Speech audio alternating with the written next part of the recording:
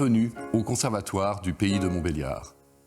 Je suis heureux de pouvoir vous retrouver, malgré ces temps de pandémie, pour partager avec vous le fruit de mes recherches musicologiques. Celles-ci sont, depuis une dizaine d'années, principalement consacrées au wagnérisme français au XIXe siècle. Et plus particulièrement à deux éminentes figures qui vivaient à Montbéliard. Il s'agit d'Alfred Bovet et d'Ernest Laurent. Je vous parlerai aujourd'hui plus particulièrement d'Ernest Laurent. Cet homme est l'une des personnalités les plus singulières de l'histoire de la musique. Il fut le seul musicien français qui a joué dans le théâtre de Bayreuth lors du premier festival Wagner de 1876, en Allemagne, et ce, 6 ans seulement après la défaite de 1870.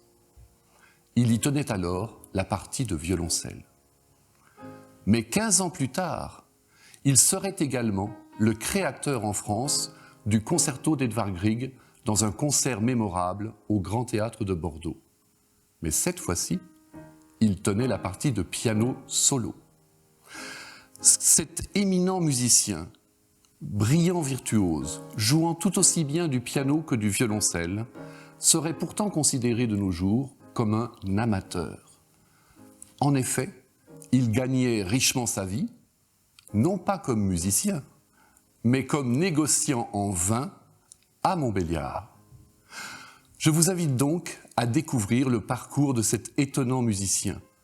Ce voyage nous portera de Montbéliard à Paris, puis de Montbéliard à Bayreuth, de Montbéliard à Bordeaux, et s'achèvera finalement en Algérie. Notre exposé sera illustré par les interprétations musicales de 4 de nos élèves du Conservatoire du Pays de Montbéliard. Vous découvrirez également toute une série de documents, la plupart inédits, qui proviennent le plus souvent de collections particulières. Je voudrais exprimer toute ma gratitude à toutes celles et ceux qui m'ont permis de réunir et de divulguer tous ces documents. En particulier, Madame Danielle Delio-Liebman, une arrière-petite-fille d'Ernest Laurent, qui réside actuellement aux États-Unis. Ernest Laurent est issu de 2 importantes familles d'industriels et de négociants. Son père, Nicolas Adolphe Laurent, appartient à une dynastie de maîtres de forge. Il a 3 frères qui joueront tous un rôle déterminant dans la vie d'Ernest. Auguste est un chimiste réputé. Sa fille Suzanne deviendra une fine musicienne qui se produira avec son cousin Ernest. Charles est également une figure industrielle du pays de Montbéliard. Il s'y installe dès 1831 et deviendra l'un des associés de Jules et Émile Peugeot à Valentinier. Le Benjamin, Victor, s'installera à Paris. Il hébergera le jeune Ernest durant ses années d'études, le protégera toute son existence et lui fera encore don, à sa mort, d'un capital de 30 000 francs or. Depuis 1830, Nicolas Adolphe Laurent est installé à Noisiel, où il est contremaître à l'usine Meignier, qui produit alors des poudres médicamenteuses. En 1838, il épouse Aminthe Aubry.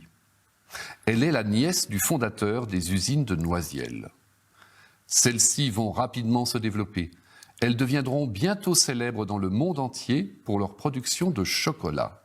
Le 16 août 1839, à 3 heures de l'après-midi, Bernard Ernest Laurent voit le jour à Noisiel. Son père devient bientôt le maire de la ville, mais sans doute à la suite du remaniement de la direction des usines Meignier, Nicolas Adolphe et sa famille quittent Noisiel vers 1844. La famille Laurent rejoint Montbéliard, où Nicolas Adolphe s'installe au numéro 9, au lieu-dit du bassin du canal. Il s'agit en fait du port de Montbéliard, sur le canal du Rhin au Rhône. D'après les souvenirs de sa fille Jeanne, notés peu avant sa mort, Nicolas Adolphe aurait repris à une parente une grosse maison de vin. Cette parente est Lucille Laurent, une cousine de Nicolas Adolphe, épouse du négociant montbéliardais Albert Siffer. Les Siffert sont domiciliés au numéro 10 du bassin du Canal et sont donc les voisins immédiats des Laurent, comme nous le révèle le recensement quinquennal de 1846. Ernest Laurent grandit alors dans l'ancienne cité des princes du Wurtemberg. C'est là qu'il acquiert très jeune une solide formation musicale et devient un excellent pianiste et violoncelliste. Sa fille, Jeanne, en témoigne elle-même. Ce fut un enfant prodige. Sans avoir appris la musique, à 5 ans, il reproduisait sur le piano les airs à la mode. Sa mémoire était prodigieuse. Devant ses dons, son père l'envoya à Paris dès l'âge de 12 ans, où tout en faisant ses études classiques, le petit Ernest entrait au conservatoire. Dans la capitale, il finit ses études et s'adonne à sa passion pour la musique. Qui furent les professeurs de musique d'Ernest Laurent à Montbéliard? Le mystère demeure, mais il est fort à penser qu'il a pu bénéficier de l'enseignement éclairé de Georges Kuhn. Cet organiste et compositeur était né en 1779 à Montbéliard, dans une vieille famille luthérienne. Il était monté à Paris en 1807 pour suivre l'enseignement des compositeurs Cattel et Cherubini au tout nouveau conservatoire. Dans ce même établissement, Georges Kuhn devient bientôt professeur de solfège. En 1848, Georges Kuhn prend sa retraite et revient s'établir à Montbéliard où il demeure un musicien actif, en particulier auprès de l'église luthérienne de la cité, et ce, jusqu'à sa mort en 1858. Cet éminent pédagogue du conservatoire parisien était donc présent dans la Cité des Princes durant toutes les années d'apprentissage d'Ernest Laurent. Et justement, le 16 octobre 1854, Ernest Laurent est admis au redoutable concours d'entrée du conservatoire. Il entre dans la classe de violoncelle d'Auguste Joseph Franchomme, laquelle compte alors 8 élèves. Ernest est tout juste âgé de 15 ans, il est l'un des plus jeunes élèves de sa classe. Les archives du conservatoire mentionnent que le jeune élève est alors domicilié au 75 de la rue de Richelieu.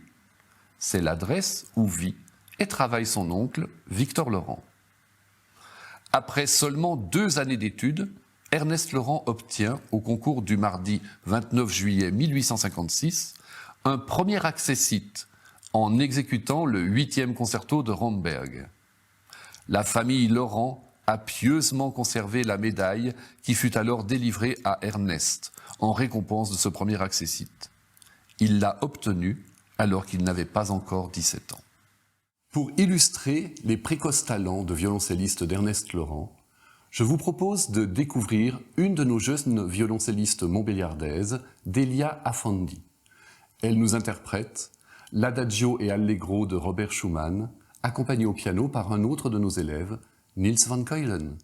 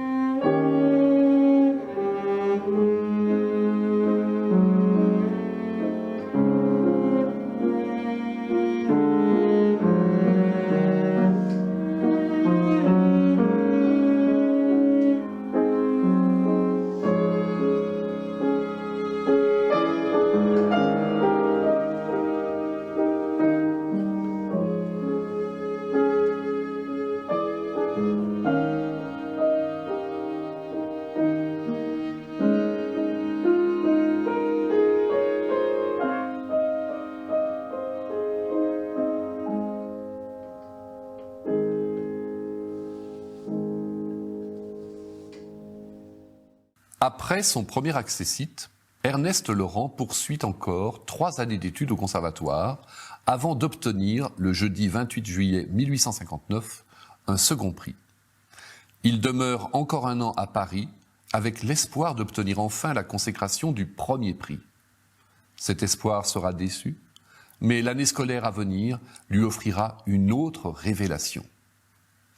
Les 25 janvier, 1er et 8 février 1860, Richard Wagner organise à Paris 3 concerts au Théâtre des Italiens. Il voudrait triompher et faire carrière dans la capitale française.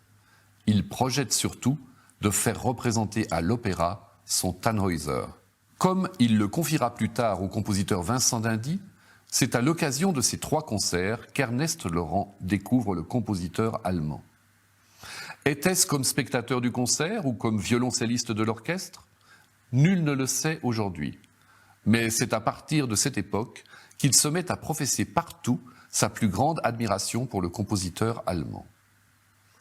Le 25 novembre 1860, Ernest Laurent est finalement rayé des registres d'inscription des concerts du conservatoire. Au dernier concours, il n'a obtenu aucune récompense et se voit contraint de rentrer à Montbéliard pour travailler auprès de son père. Sa fille Jeanne témoigne encore. Son père le rappela pour le mettre au courant du commerce. La maison était solidement établie. Ernest put, dans les années à venir, partager sa vie entre ce commerce qui ne lui plaisait guère et sa passion pour la musique. Son merveilleux talent le faisait rechercher. En Autriche, à Vienne, il était connu, applaudi. Dans les villes d'Allemagne, on l'appelait, et le célèbre Wagner le prit pour premier violoncelle à Bayreuth dans ses grands opéras. Ernest Laurent a laissé dans le pays de son enfance, de sa jeunesse, un inoubliable souvenir chez ses amis Peugeot, chez ses cousins à Plancher-les-Mines. On en parle toujours, on évoque son merveilleux talent. Wagner n'a pas non plus obtenu la consécration tant attendue. Les 3 concerts de 1860 ont marqué les esprits, mais sont des échecs commerciaux. Quant à son Tannhäuser, programmé par l'Opéra de Paris en mars 1861, sa production s'arrête après 3 représentations fortement chahutées. Wagner quitte la France avec dépit et rancœur. À Montbéliard, le 20 mai 1862, Ernest Laurent se marie. Il épouse Marie-Caroline Chauveau, la fille d'un inspecteur des forêts. Le mariage est célébré en présence des 2 oncles d'Ernest, Victor, celui qu'il a hébergé 6 ans durant ses études parisiennes, et Charles, le manufacturier de Valentinier, qui est désormais l'associé de Jules et Émile Peugeot. Le 21 juillet 1863, à 4 heures de l'après-midi, l'épouse d'Ernest Laurent, Marie-Caroline Chauveau, décède au domicile conjugal, au lieu-dit du Canal. Elle n'a que 23 ans. À partir du 1er janvier 1864, Ernest Laurent entreprend de collectionner les programmes de ses concerts qu'il dispose dans un volume relié, confectionné à cette fin. Ce document unique, aujourd'hui conservé aux États-Unis, témoigne de l'intense activité de concertistes, non seulement à Montbéliard, mais aussi dans d'autres villes françaises et jusque dans les provinces germaniques, du musicien montbéliardais. Les 3 premiers concerts recensés ont ainsi lieu au royaume du Wurtemberg, dont dépendait autrefois la principauté de Montbéliard. Il joue ainsi dans la capitale du royaume, à Stuttgart, le 1er janvier 1864, puis à Ludwigsburg, le 2 février suivant, puis à nouveau à Stuttgart, le 23 février. Ernest Laurent s'y distingue comme violoncelliste soliste, mais aussi comme musicien de chambre, prenant part en particulier à l'exécution du trio en ré mineur de Mendelssohn. Jusqu'en 1870, Ernest Laurent apparaît comme violoncelliste dans une dizaine de concerts à Montbéliard et à Belfort. Plusieurs d'entre eux sont organisés par Angelino Troielli, un compositeur et pédagogue né à Montbéliard le 13 février 1840, dont pas moins de 431 compositions sont aujourd'hui conservées à la Bibliothèque nationale de France. Le 18 novembre 1866, Ernest Laurent participe à un grand concert de bienfaisance donnés au profit des victimes des crues catastrophiques du Doubs, de l'Allan et de la Lisenne, qui ont dévasté le pays de Montbéliard en septembre 1866.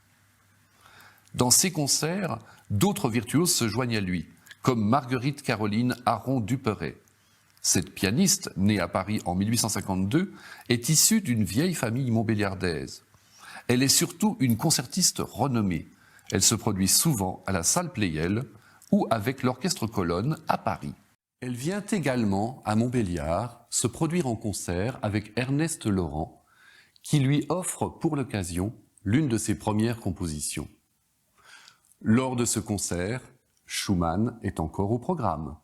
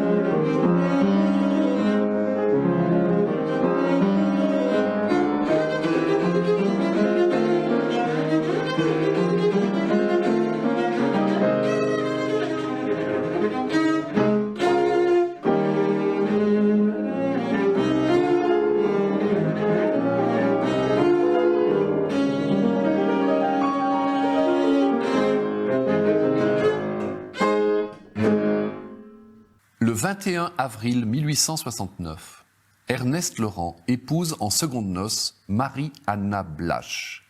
C'est une voisine de 27 ans. Sa famille, qui tient également un négoce en vin, habite la maison juste à côté de celle des Laurent. La guerre de 1870 va profondément marquer l'existence d'Ernest Laurent, comme celle de tous les Français.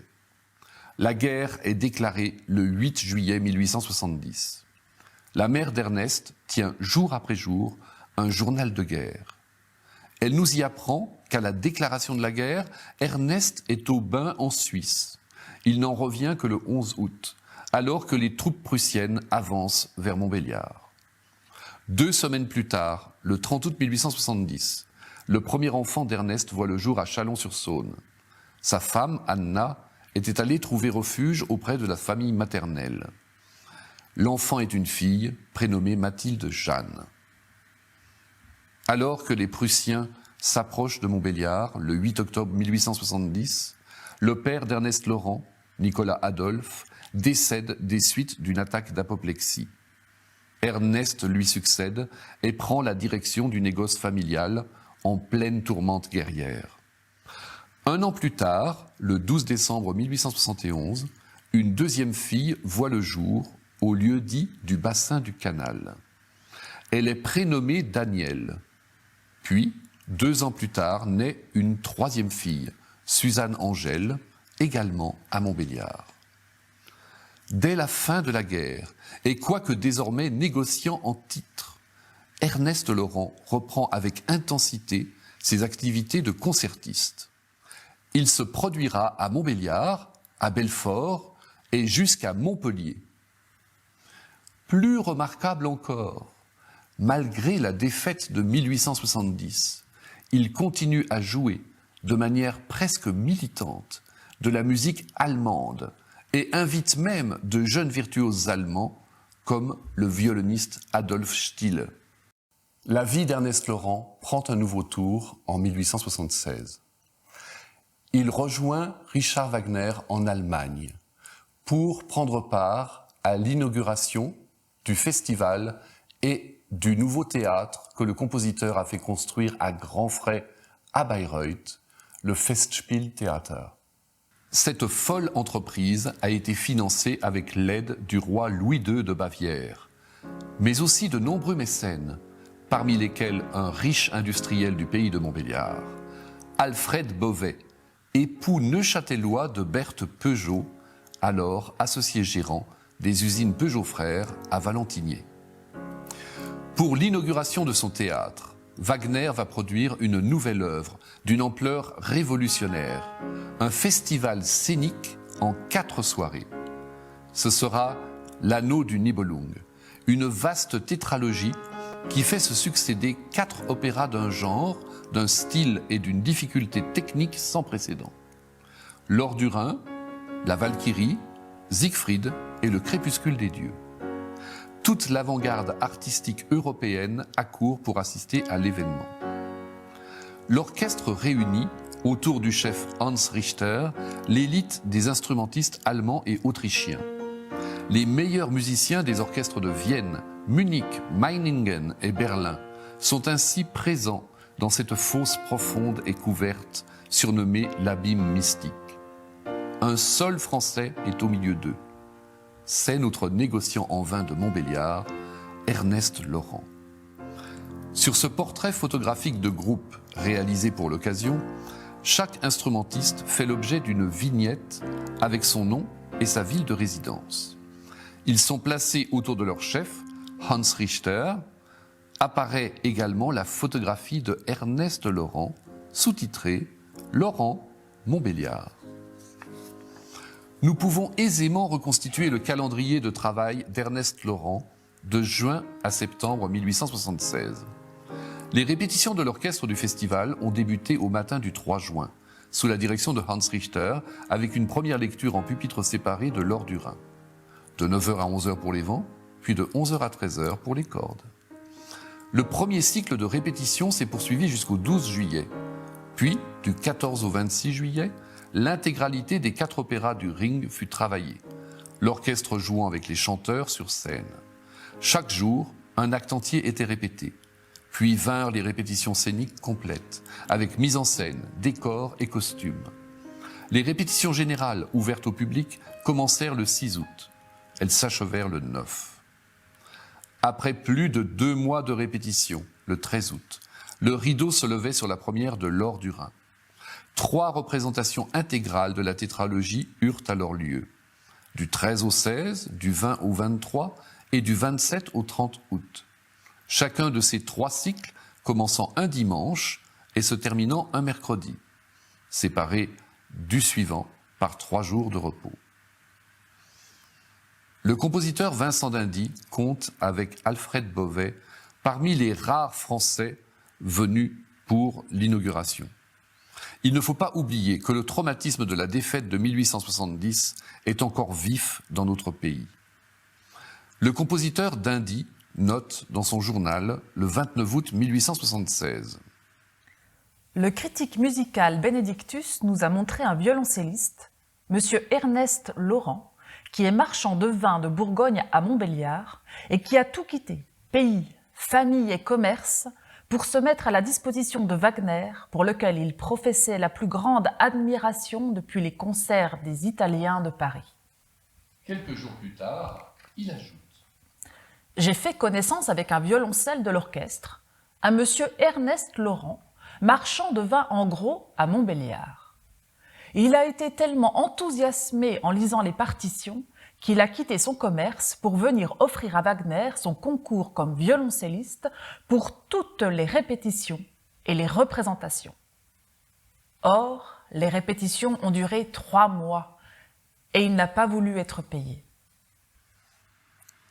Quelles ont été les impressions et émotions d'Ernest Laurent découvrant l'abîme mystique, la fosse révolutionnaire en gradins inversés conçue par Richard Wagner pour son théâtre. Nous ne pouvons que les imaginer, faute de documents. Le 26 août 1876, Cosima Wagner note dans son journal que les Français, c'est-à-dire Ernest Laurent et Alfred Bovet, nous ont offert un déjeuner.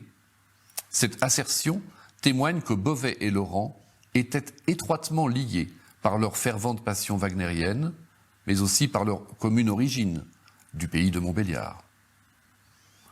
Peu après la fin des représentations, Ernest Laurent rentre à Montbéliard au tout début du mois de septembre 1876. Cosima Wagner lui adresse le 7 septembre suivant une lettre de remerciement qui confirme l'étroitesse du lien qui unit Ernest Laurent et Alfred Bovet. Monsieur, nous avons vivement regretté, mon mari et moi, de n'avoir pas pu vous serrer la main une fois encore avant votre départ. Mon mari me charge de vous exprimer toute sa reconnaissance pour la part que vous avez témoignée à son entreprise. Il espère que vous avez gardé un assez bon souvenir pour lui prêter votre concours l'année prochaine. Voudriez-vous vous charger de transmettre nos amitiés à Monsieur Bovet et lui remettre de ma part la feuille ci-jointe ? Elle l'intéressera, je crois, car elle contient la première esquisse de plusieurs thèmes des Nibelungen. C'est avec un sentiment de reconnaissance que je l'offre à votre ami, en échange des manuscrits qu'il a bien voulu me donner. Voilà toute notre petite société dispersée. Nous sommes demeurés solitaires à Bayreuth. Cependant, cette solitude ne nous pèse point, parce que nous y nourrissons l'espoir et la confiance que nos amis se souviennent de nous et nous demeurent unis par leurs bons souvenirs. Au revoir donc, cher monsieur, et encore une fois, merci pour toutes les preuves d'amitié et de dévouement que vous nous avez données. Cosima Wagner, Bayreuth, 7 septembre 1876. De 1860 jusqu'à sa mort, Ernest Laurent professera sans cesse son admiration pour l'œuvre de Wagner. Il réalisera même plusieurs arrangements d'extraits de ses opéras pour piano seul qu'il donnera régulièrement en concert. Mais c'est un autre arrangement que je vous propose de découvrir maintenant. Un arrangement d'un extrait de son opéra Tannhäuser, la célèbre Romance à l'étoile de Wolfram. Elle sera interprétée par Esaïe Girardin, un de nos élèves trompettistes, qui s'est mué pour l'occasion en pianiste. La partition qu'il joue n'appartenait pas à Ernest Laurent, mais à son ami Alfred Bovet, le riche industriel de Valentinier.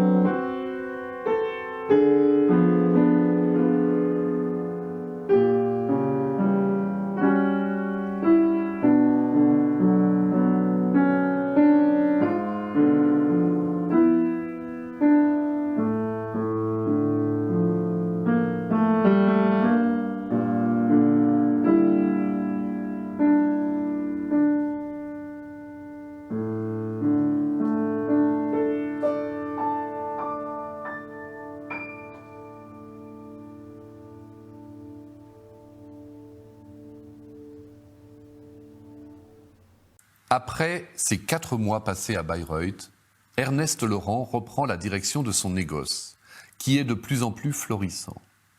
Dans sa maison, pas moins de 3 domestiques sont au service de sa famille, comme en témoigne le recensement quinquennal de 1876.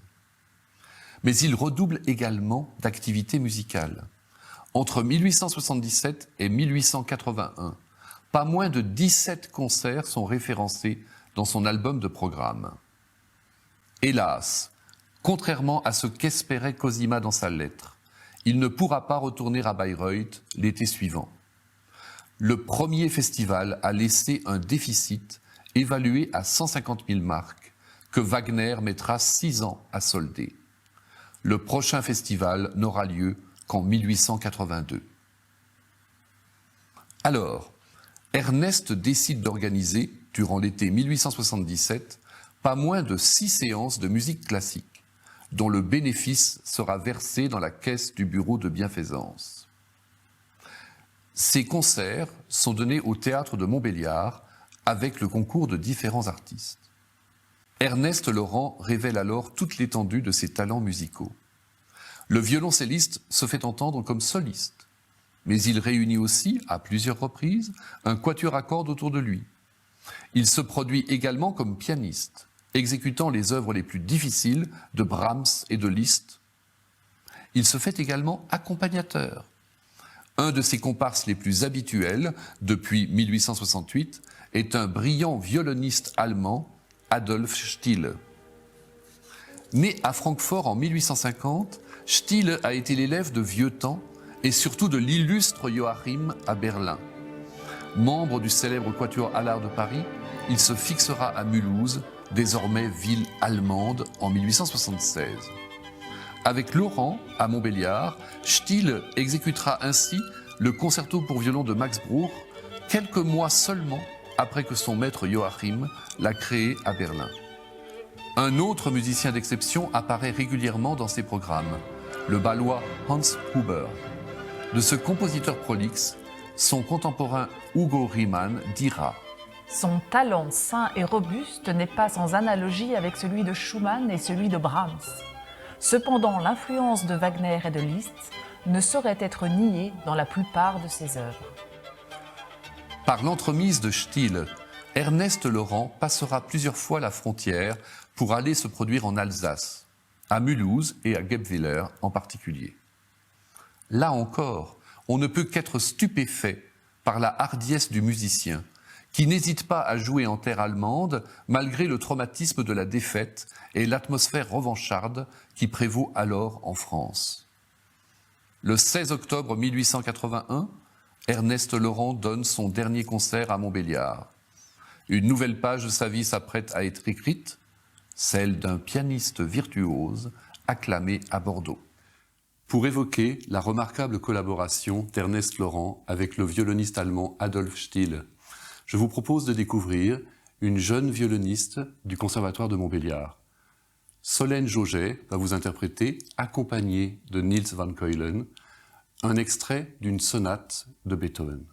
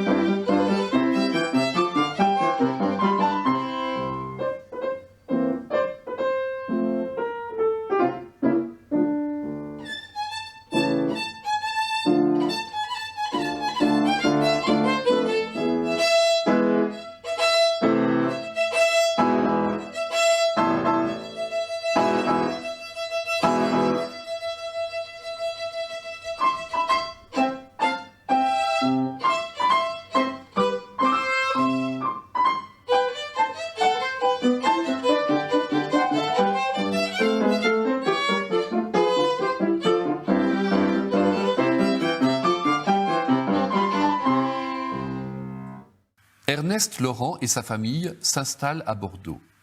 Il est venu y chercher un climat plus clément et rejoint 2 de ses oncles qui sont venus passer leur retraite auprès de Rose Picot. Celle-ci est la fille unique de l'oncle Charles Laurent. Elle est surtout l'épouse d'un éminent médecin, professeur à la faculté de médecine de Bordeaux. Ernest ne semble dès lors ne plus avoir d'activité dans le négoce des vins. Il se consacre désormais entièrement à sa carrière de musicien. Il devient professeur de violoncelle et de piano à la Société Sainte-Cécile de Bordeaux. En décembre 1881, le journal La Gironde nous annonce déjà que Monsieur Ernest Laurent s'est déjà produit dans plusieurs salons de notre ville et son jeu puissant et très personnel y a fait sensation. jusqu'en 1885, Ernest Laurent donne de nombreux concerts à Bordeaux et dans sa région. 8 sont précisément documentés grâce aux programmes et aux articles de journaux pieusement conservés par sa famille. Le 11 décembre 1881, Ernest Laurent apparaît comme soliste au piano dans le premier concert populaire organisé par la Société Sainte-Cécile au Grand Théâtre de Bordeaux. Il y exécute la Rhapsodie hongroise de Franz Liszt et surtout offre la création en France du concerto pour piano et orchestre d'Edvard Grieg. La Gironde se fait l'écho de cet événement. Ce programme, déjà très beau par lui-même, offrira une attraction de plus. Un pianiste de haute valeur, M. Ernest Laurent, se fera entendre dans le concerto d'Edvard Grieg, jeune compositeur norvégien dont le nom revient souvent dans les comptes rendus des solennités musicales d'Outre-Rhin. Cette œuvre importante, qu'on dit pleine de poésie et d'originalité, n'a jamais été exécutée en France et sera certainement très remarquée. M. Ernest Laurent, son interprète, s'est déjà produit dans plusieurs salons de notre ville et son jeu puissant et très personnel a fait sensation. Le 18 avril 1882, Ernest Laurent se produit au foyer de la salle Franklin, dans un concert à 2 pianos, avec sa cousine germaine, Suzanne Pallier-Laurent, qui l'accompagne également dans plusieurs pièces pour violoncelle et piano. Suzanne Pallier-Laurent était la fille de son oncle Auguste Laurent, le célèbre chimiste. Elle était une excellente pianiste, mais aussi une personnalité singulière. Dans les souvenirs qu'elle a rédigés vers 1917, à l'intention de ses neveux, Charles et Suzanne Schmidt, elle décrit son cousin et comparse en ces termes. Ernest était l'organisation musicale la plus remarquable que j'ai rencontrée de ma vie. Jamais je n'ai vu pareille mémoire. Il étonnait Hans de Bülow qui lui-même passait pour avoir une mémoire extraordinaire. Malheureusement, ce n'était pas un piocheur. Et d'ailleurs, il avait divisé ses forces entre le piano et le violoncelle. Sans cela, nul doute qu'il n'eût réussi à se faire une grande réputation. Il n'en acquit pas moins un fort remarquable talent sur ces 2 instruments. Wagnérien de la première heure, il s'engagea dans l'orchestre de Bayreuth lors des premières représentations du Ring des Nibelungen et devint l'un des favoris du maître, comme l'appelait Judith Gauthier. Très joli garçon, spirituel, aimable, il était la coqueluche des dames. Ayant consacré tout son temps à la musique, il n'avait pas fait d'études classiques, mais sa mémoire aidant, il avait bien profité de ses lectures et de ses voyages, et sa conversation étincelante d'esprit et d'humour était très intéressante. Le dimanche 29 novembre 1885, Ernest Laurent offre son dernier concert au Grand Théâtre de Bordeaux. Il donne en première audition 2 mouvements du concerto pour piano et orchestre de Giovanni Gambatti, accompagné par l'orchestre de la Société Sainte-Cécile. Cet ultime concert documenté à Bordeaux atteste de l'intérêt que porte Ernest Laurent aux créations les plus modernes de l'avant-garde de son temps, ce jusqu'à la fin de sa vie. Brahms est l'un des compositeurs modernes qu'affectionne tout particulièrement Ernest Laurent. Il figure dans la plupart de ses programmes de concert dès la fin des années 1860. Je vous propose donc de découvrir l'une de ses œuvres pour piano les plus fameuses, extraite de ses Intermezzi opus 117. Elle sera interprétée par Niels van Keulen, un de nos élèves du conservatoire, au piano.